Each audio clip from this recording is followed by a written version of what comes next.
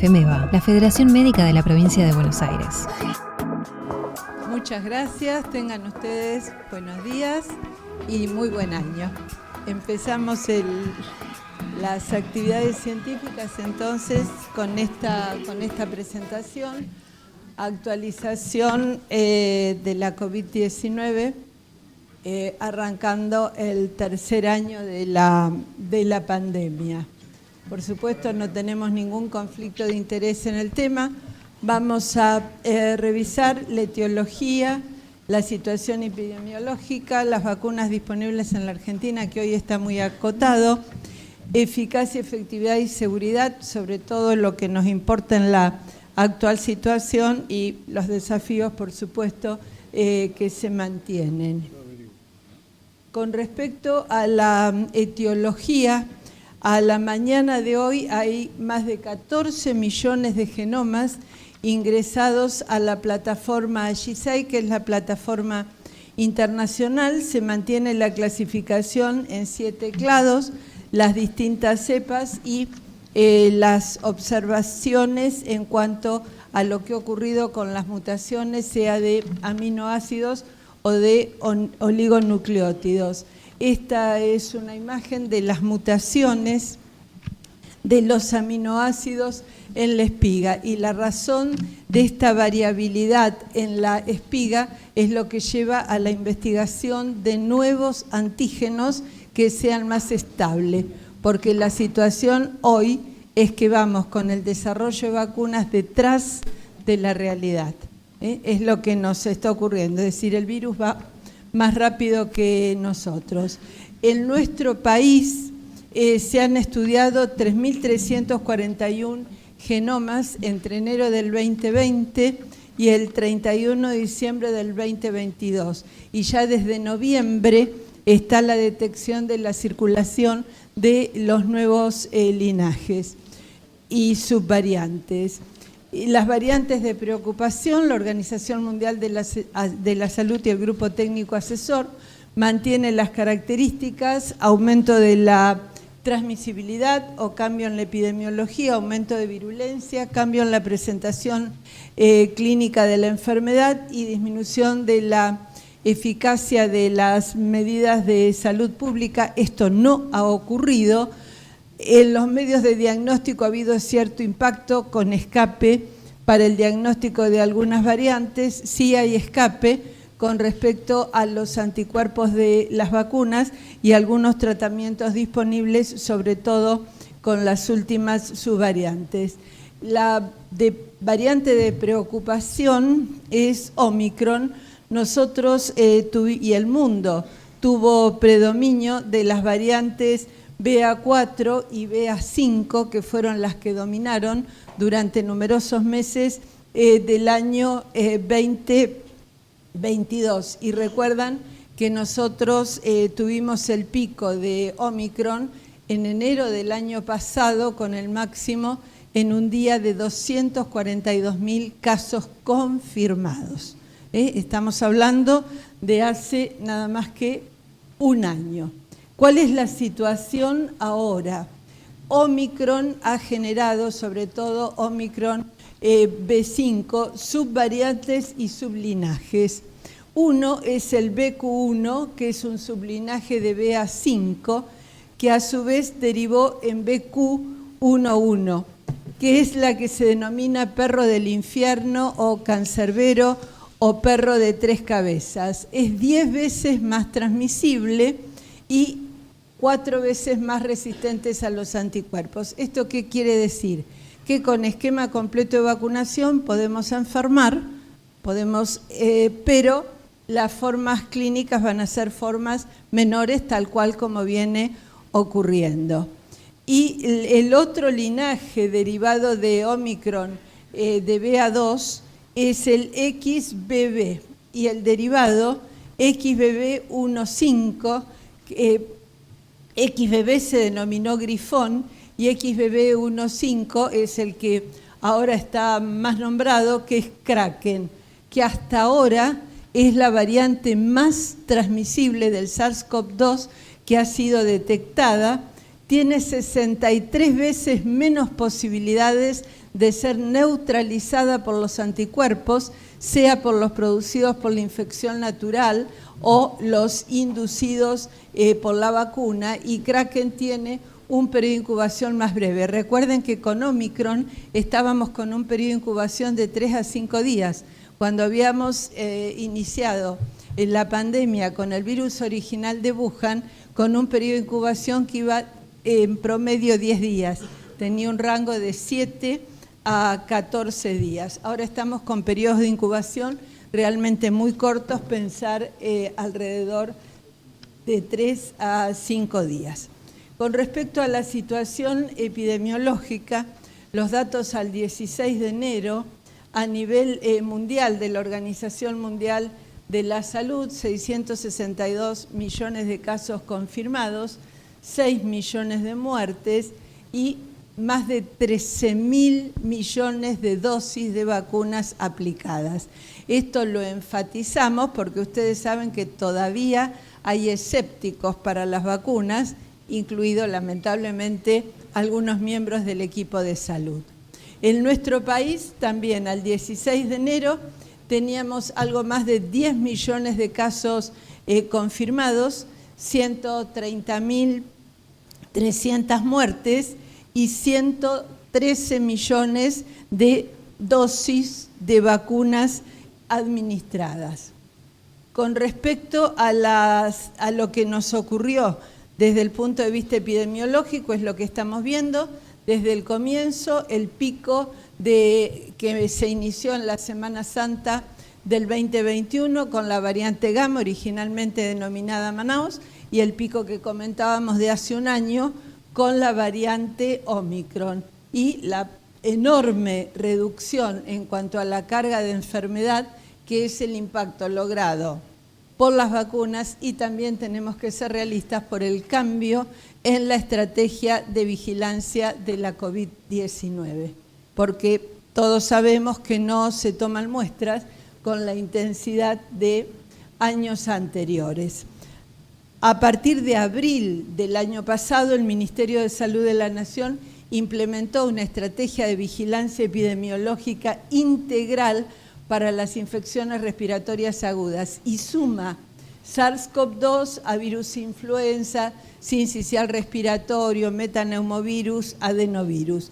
Y es a partir de abril del 2022 cuando viene el cambio en lo que tiene que ver con la toma de muestras para el diagnóstico de SARS-CoV-2.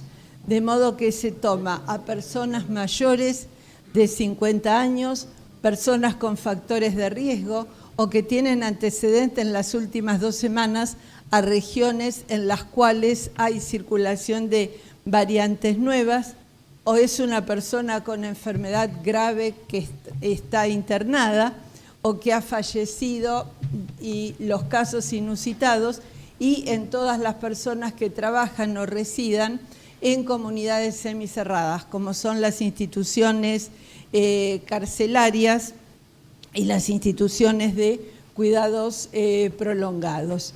Y esto es lo que ha ocurrido hasta la semana 52, de la semana 16 a la semana 52. Recuerden que el año tiene 52 semanas epidemiológicas. La semana 16 es a comienzos de abril y están los porcentajes de positividad en rojo para gripe, en color violeta para SARS-CoV-2 y en color celeste o turquesa para virus sincicial respiratorio.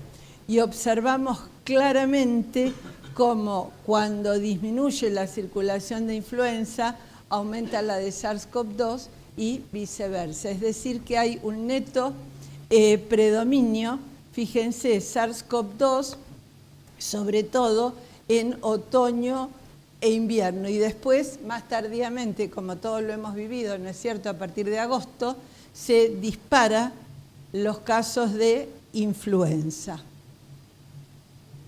Y acá está la distribución en las unidades ambulatorias y por grupo de edad, con lo que ocurre con la distribución de los virus respiratorios. Este color celeste que predomina en la mayoría de los grupos de edad es SARS-CoV-2.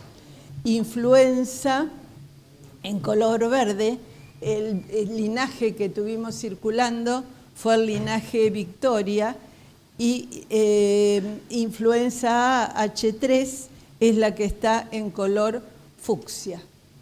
Se nota cómo a partir del grupo de 25 años el predominio es para SARS-CoV-2 en las infecciones respiratorias. Es por eso que en general cuando se hace el tamizaje es el primer virus que se identifica. Ojo que puede haber coinfecciones. La detección de SARS-CoV-2 de ninguna manera implica que pueda no haber la presencia de virus influenza. Por supuesto que la coinfección ensombrece el pronóstico. Y esto es lo que ocurrió también por grupos de edad en los muestreos obtenidos por internación. Acá ya estamos desde comienzos de junio hasta diciembre. Vemos la carga de enfermedad en los menores de 2 años, el color turquesa corresponde a virus sincicial respiratorio, como SARS-CoV-2 está en todos los grupos de edad y es el dominante a partir de los 15 años. O sea que entre los virus respiratorios, SARS-CoV-2 ha sido el predominante. Como recuerdan, el inicio de la vacunación específica para SARS-CoV-2 se inició el 29 de diciembre en nuestro país, el 29 de diciembre del 2020 y el noviembre del 2020 a nivel global. No quedan dudas que las vacunas superan en beneficios ampliamente y la emergencia de variantes, lo que comentábamos antes, genera un escenario de incertidumbre. Hasta ahora las vacunas siguen siendo muy protectoras, aún con las subvariantes y los sublinajes, para las formas graves y para la prevención de la muerte. Con respecto al desarrollo de vacunas, también al día de ayer hay 176 vacunas candidatas en estudios de fase clínica. Noten que la mayoría son de subunidad proteica, con un 33%, le sigue el desarrollo de vacunas de RNA mensajero con un 23% y persisten las de vector viral no replicativo con un 13%, igual que la de virus inactivado. Las de virus inactivados está absolutamente demostrado que son vacunas que no protegen para Omicron. O sea que por eso fue la urgencia para aquellos que habían sido vacunados con Sinopharm, que había un grupo importante de personas mayores de 50 años vacunadas con Sinopharm, que requerían de manera muy urgente la administración de vacunas de RNA mensajero. Vacunas de virus inactivado no protegen contra Omicron. Y si decimos no protegen contra Omicron, está implicando que las subvariantes y los sublinajes tampoco están cubiertas por esta vacuna. Se desarrollaron vacunas con distintos componentes y de los estudiados finalmente triunfó. Es la vacuna que tiene la aprobación desde el 26 de junio del 2022, la vacuna bivariante constituida por el virus original de Wuhan y por la variante Omicron. Cuando se desarrolló el estudio de fase 3 de esta vacuna, estaban circulando ya subvariantes de Omicron, BA4, BA5, o sea que durante el estudio de fase 3 se pudo demostrar la eficacia de esta vacuna preparada con Omicron original contra BA4 y BA5.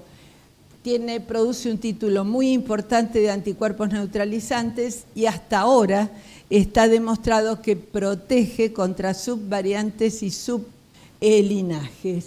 En Estados Unidos, una dosis, después de 2 dosis de vacuna de RNA mensajero, incrementó la protección del 31 al 50% para las formas graves y hospitalización. Y el estudio más reciente es de Israel sobre 622.000 mayores de 65 años, de los cuales 85.000 fueron vacunados con una dosis de refuerzo con la vacuna bivariante y se obtuvo un 81% de reducción de la hospitalización y un 86% de la reducción de muertes. Piensen que se necesitan números muy grandes porque la disminución de la letalidad por COVID, por el impacto de las vacunas precisamente, es muy, muy importante.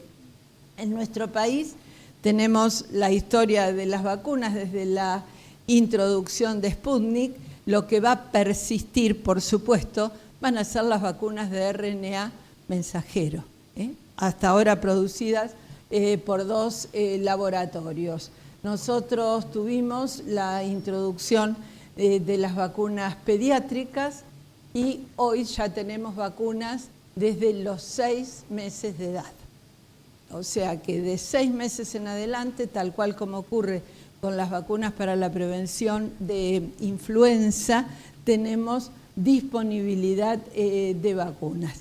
En nuestro país todavía no ingresó la vacuna bivariante, se ha ido postergando, era octubre, después diciembre, ahora no sé cuándo, porque ya no dijeron mes, pero sin ninguna duda el refuerzo que necesitamos es con la vacuna bivariante. Y lo último que se hizo es la incorporación de una tercera dosis de refuerzo, o sea, en números correspondería a la 5ª dosis de vacunas de RNA mensajero a partir de octubre del 2022.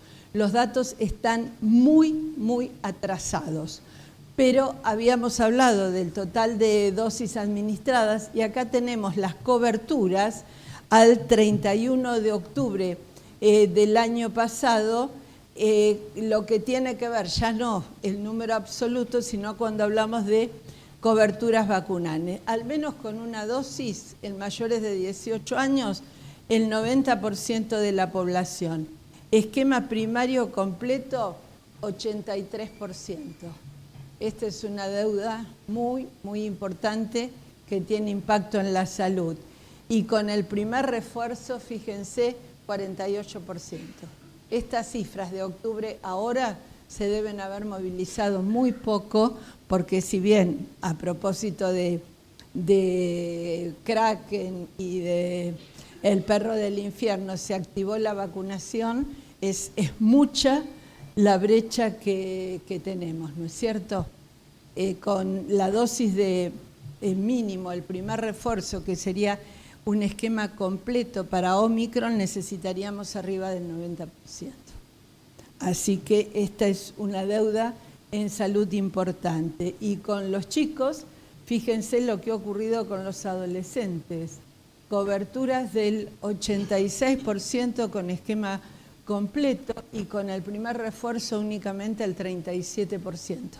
Ahí tenemos un grupo muy, muy vulnerable y probablemente uno de los grupos que menos se cuida.